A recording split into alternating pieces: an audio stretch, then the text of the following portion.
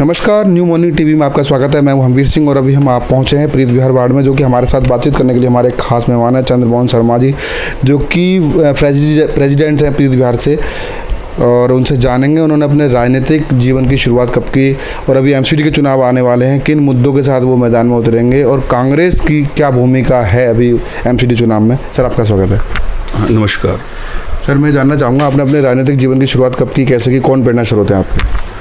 देखिए, मेरी राजनीतिक की शुरुआत जो है वो स्कूल लेवल से थी। एनएसयूआई के अंदर सबसे पहले मैंने पोस्ट एनएसयूआई के अंदर मुझे मिली थी।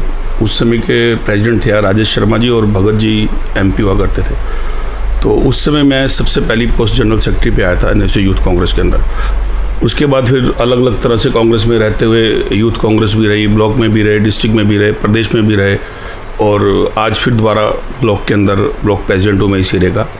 इससे पहले दिल्ली प्रदेश कांग्रेस कमेटी का सेक्रेटरी भी रहा हूँ, यूथ के अंदर सेक्रेटरी रहा हूँ, और उसके साथ साथ सामाजिक गतिविधियों के अंदर एक एनजीओ भी हम लोग चला रहे हैं, जिसके अंदर हम कैंसर पीड़ित का ट्रीटमेंट भी करवाते हैं और उनका कोई ऑपरेशन हो वो भी करवाते हैं, मदद करवाते हैं, लिम्फोमा ग्रुप ऑफ इंडिया के नाम से। उसके साथ साथ मैं धार्मिक एक्टिविटीज़ में भी योगदान देता हूँ। मंदिर के अंदर जनरल सेक्रेटरी हूँ। उसके साथ साथ हम एक साल में एक हनुमान सुंदरकांड पाठ करते हैं हनुमान जी का, जिसके अंदर बड़े दलबल के साथ लोग शामिल लेते हैं। एक हम गणेश विसर्जन पूजा करते हैं 10 दिन की, वो भी हमारे इस ग्रुप में होता है। तो जो समाज के अंदर जो भी सामाजिक योगदान है उसको निरंतर दिया जाता है, करा जाता है। सर, जो कांग्रेस अपनी ज़मीन खो चुकी है, क्या दिल्ली के एमसीडी चुनाव में वापस कर पाएगी? देखिए, कांग्रेस ज़मीन खो चुकी है, मैं आपकी बात से सहमत नहीं हूँ। मैं नहीं मानता हूँ कांग्रेस की ज़मीन को हिलाना किसी के बस की बात नहीं है, क्योंकि अगर तूफान आए व्यारों में तो छत या दीवारें हिल सकती है, उनकी जो जड़ें नहीं हिल सकती। कांग्रेस की जड़ हिंदुस्तान के अंदर है और जनमानस होने के नाते जनमानस भी जानता है हम तो कांग्रेस के सेवक हैं, वर्कर हैं, हम तो लड़ ही रहे हैं। आज राजनीति का दौर बदल गया है। आज राजनीतिक नकारात्मक और सकारात्मक रुख में चली गई है। आज बेसिक क्या है कि कुछ ऐसे नकारात्मक मुद्दों को सत्तारूढ़ पार्टी ने इतना बड़ा कर दिया है कि उसके ऊपर सकारात्मक रुख दिखता ही नहीं है। आज सकारात्मक रुख क्या है? देश के अंदर बेरोजगारी बढ़ी हुई है, देश के अंदर महंगाई है, देश के अंदर असुरक्षा का माहौल है, देश के अंदर डेवलपमेंट नहीं है। अब देश से छोड़ के आप दिल्ली में आ जाओ। क्या 15 साल पहले की दिल्ली जो शीला दीक्षित जी की थी, क्या उस दिल्ली के अंदर इस तरह की सोच थी? क्या इस तरह की सोच में होते हुए दिल्ली की जो डेवलपमेंट रोल मॉडल थी, जो पूरे एशिया और वर्ल्ड तक में देखी जाती थी, और कोई भी चीफ मिनिस्टर आके शीला दीक्षित को रोल मॉडल मानता था और अपने स्टेट में जाके उसको डेवलप करता था? क्या मिसाल दे सकता है कोई चीफ मिनिस्टर खड़ा होकर? कितने हाईवेज बने, कितनी रोड्स बनी, कितने डेवलपमेंट बन के हब बने, और इतना बड़ा कॉमनवेल्थ गेम दिल्ली में करवा दिया गया। तो ये एक सकारात्मक रुख था जो एक राजनीतिक व्यक्ति को रखना चाहिए, लेकिन आज वो सकारात्मक रुख खत्म हो गया। आज वो मुद्दों की नकारात्मक राजनीति होती है कि हम मान लीजिए आज पिक्चर ले आते हैं, पिक्चर दिखाते हैं और उस पर कहते हैं बहस करें। यानी गठजोड़ नहीं निभाना, हमें अंग्रेजों की राजनीति से फूट डालो और विभाजन करो की राजनीति से करना।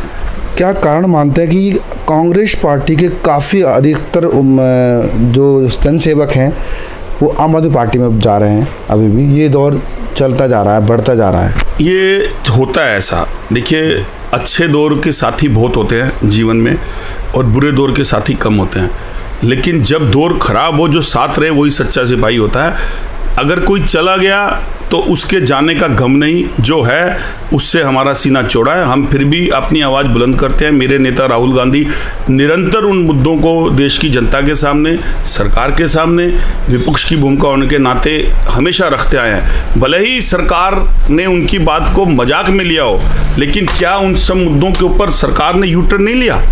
आप कोरोना में ले लीजिए, आप इकोनॉमिक जीएसटी के ऊपर ले लीजिए, आप नोटबंदी पे ले लीजिए, क्या आपने यू टर्न नहीं लिया? कारण क्या है? कहीं ना कहीं देश की राजनीति के अंदर आज जो भाजपा है उसको पता है हमारा मुकाबला कांग्रेस के साथ ही है और कांग्रेस में राहुल गांधी के साथ। तो उनका पूरा रुख राहुल गांधी को डैमेज करने में लगा हुआ है, उनको अपनी नकारात्मक सोच को, सकारात्मक सोच को दबाने की तरफ लगा हुआ है। एमसीडी में आपकी और कांग्रेस की क्या भूमिका रहेगी? देखिए, मैं कांग्रेस का सिपाही हूँ, ब्लॉक अध्यक्ष हूँ। अगर पार्टी मेरे को मौका देती है तो मैं इलेक्शन में लड़ूंगा और एक जीत की सोच के साथ लड़ूंगा, क्योंकि मेरा इस एरिया के अंदर बैकग्राउंड है। मेरा जन्म इसी स्थान पे हुआ है जहाँ मैं बैठा हुआ हूँ, और मैंने लगातार पार्टी के साथ, लोगों के साथ, अपने एरिया के साथ हर समस्या, हर दुख सुख के अंदर काम किया है। यही प्रणांगत, यही चीज़ मेरे नेताओं में भी थी। मेरे जो पूर्व एमपी थे संदीप दीक्षित जी, हमारे पूर्व विधायक थे नसीब सिंह, जो 15 साल इस एरिया में रहे। जब वो उनको एरिया मिला, उस समय इस एरिया के अंदर कुछ भी नहीं था, लेकिन उन्होंने 15 साल रह के कार्य करा। एक हमारे निगम पार्षद है जो आज जिला अध्यक्ष गुरचंद सिंह राजू जी, जिनकी कार्य प्रणाली को आज भी लोग तारीफ करते हैं।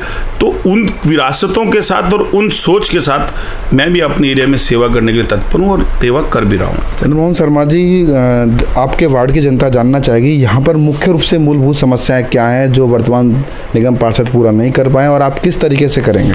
देखिए, बहुत इंपॉर्टेंट सवाल है आपका और बड़ा ही इम्पोर्टेंट विषय आपने दिया है। पूर्वी दिल्ली के हार्ड पीच है प्रीत विहार जी, और जहाँ पर एजुकेशन, जहाँ पर कमर्शियल हब है, इसके साथ साथ ये एक क्लास एरिया है। इसके अंदर बड़े बड़े रिप्यूटेड विहार्स हैं, साथ में 3 एक कॉलोनी है, इस गुरु अंगद नगर, लक्ष्मी मार्केट, मधु विहार और आर्य नगर जी। 4 एक यहाँ पर जे कैंप पड़ते हैं। यहाँ पर सबसे बड़ी समस्या जो है वो पार्किंग की है। पार्किंग के अंदर आए दिन कंप्लेंट्स पुलिस स्टेशनों में जाती है, चाहे वो विहारों की हो, चाहे वो गलियों की हो या कमर्शियल टावर्स की हो। उसके साथ साथ रिक्शा पोलर की है, अनऑथराइज कब्जे की है, जो हर जगह ठहर जाते हैं, जिससे आने वाले हमारे क्षेत्र के निवासियों को बहुत दिक्कत होती है। और जहाँ पर नालियाँ नहीं हैं, सीवरेज जो आज से 15 साल पहले पूर्व विधायक नसीब सिंह के द्वारा डाले गए थे, जहाँ 50 गज के मकान के ऊपर आज 5 माला मकान बन गया है, जहाँ एक विहार के अंदर 180 गज की कोठी के ऊपर 5 फ्लैट आ गए हैं, 4 फ्लैट आ गए। उस हिसाब से सीवरेज की ब्लॉकेज बहुत रही है, पानी साफ नहीं आता है। ये मुख्य मुद्दे हैं इस एरिया के, जिन मुद्दों को मेरा फोकस है और मैं उसी पे संज्ञान करके। जनता आपको चुनती है, मौका देती है, तो इस समस्या का समाधान किस तरीके से करेंगे आप? क्या रणनीति बनाएंगे आप? देखिए, मेरा आपके माध्यम से अपनी क्षेत्र की जनता से एक अनुरोध है कि पार्षद चुनना है आपने, पार्षद पार्टी नहीं चुननी है आपने, क्योंकि जो चुना जाएगा वो आपका पार्षद होगा। और पार्षद को अपने क्षेत्र का ज्ञान होना चाहिए, उसको हर गली, हर सड़क, हर रोड का ज्ञान होना चाहिए कि जल बोर्ड का पानी कहाँ से आता है, सीवरेज का पानी कहाँ से ठीक होना है, पार्किंग की समस्या कहाँ से ठीक होनी है, इलेक्ट्रिक की समस्या क्या ठीक होनी है। क्योंकि मेरा कटाक्ष सीधा आपके आज के निगम पार्षद को है, जो सिटिंग निगम पार्षद है। 5 साल गुजर जाने के बाद उनको अपने एरिया का नाम नहीं पता होगा। मैं चैलेंज करता हूँ, और वो गिने हुए 5 काम भी अगर गिनवा दें सामने खड़े के डिबेट में, तो मैं मानने को तैयार हूँ। क्योंकि जब आपको अपने क्षेत्र की समस्याओं से अवगत नहीं हो, फिर ऐसा निगम पार्षद चुनने का क्या फायदा है? भले पार्टी को वोट दे दिया आपने, लेकिन समस्या तो वहीं की वहीं खड़ी है। तो ये मेरा निवेदन है, डिसीजन जनता ने करना है। जनता से आप क्या वादा करना चाहेंगे? क्योंकि बहुत सारे नेता आए हुए हैं मैदान में और तरह तरह के वादे करते हैं, बाद में भूल जाते हैं, दिखाई भी नहीं देते हैं। तो जनता को आप क्या एक वादा करना चाहेंगे जो आप पूरा करेंगे? देखिए, मेरा वादा 24/7 है। मेरी सुबह की दिनचर्या बहुत प्रभात में शुरू हो जाती है, 5 बजे, 5:30 बजे मैं उठ जाता हूँ। उसके बाद मैं एक्टिव रहता हूँ। तो मेरे को पार्टी ने मौका दिया और मैं आया, और मेरे क्षेत्र की जनता ने मुझे चुना, तो मैं वादा करता हूं आपके माध्यम से कि मैं अपने क्षेत्र के हर समस्या को, अपने क्षेत्र के हर वासियों की एक कॉल पे उनकी समस्या को हल करवाने का पूरा एश्योर करता हूं, पूरा वचन देता हूं। जी, धन्यवाद हमसे बात करने के लिए। नमस्कार। तो चंद्रमोहन शर्मा जी का साफ साफ कहना है कि नेता अपना ऐसा चुने क्षेत्र का, अपने वार्ड का, ताकि उसको सारी नॉलेज हो, जानकारी हो, हर मोहल्ले में कौन सी समस्या है उस समस्या का समाधान कर सके। जो वर्तमान जो समस्याओं का ऐसे खड़ी पड़ी हुई हैं, उन समस्याओं को निदान पा सके। फिर आऊँगा किसी खास मुद्दे पर बात करने के लिए। मैं हमवीर सिंह, न्यू